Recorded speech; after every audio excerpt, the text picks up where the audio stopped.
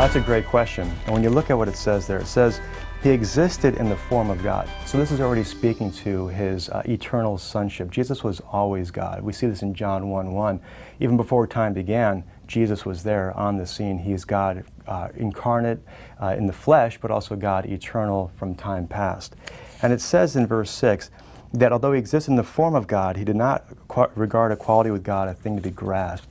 The King James or other versions say robbery in that passage. And that word robbery is confusing, and although there's a sense where it has that meaning, it also has this idea of using something for one's own advantage. And so, yes, he was God, fully God, but he's not using it to his own advantage. Like maybe a wealthy millionaire may not, he may ascend to become the CEO of a company that his dad started, but he's not using that to his own advantage. And so in the same way, Christ wasn't using his deity for his own advantage.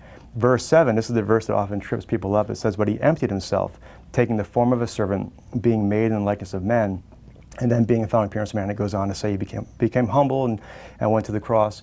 That idea of emptying there, if we understand that he is not emptying himself of his deity, but rather he is not using his authority, his rights as God to his own advantage. Instead, rather than emptying and removing of who he was, he instead took on the form of a bondservant. He took on flesh, so to speak. He took on his role as the Son who would come to earth and then die as our Savior and the Messiah. And so it's not that he emptied himself of his divine attributes, but rather he covered them up for a little while, instead became man.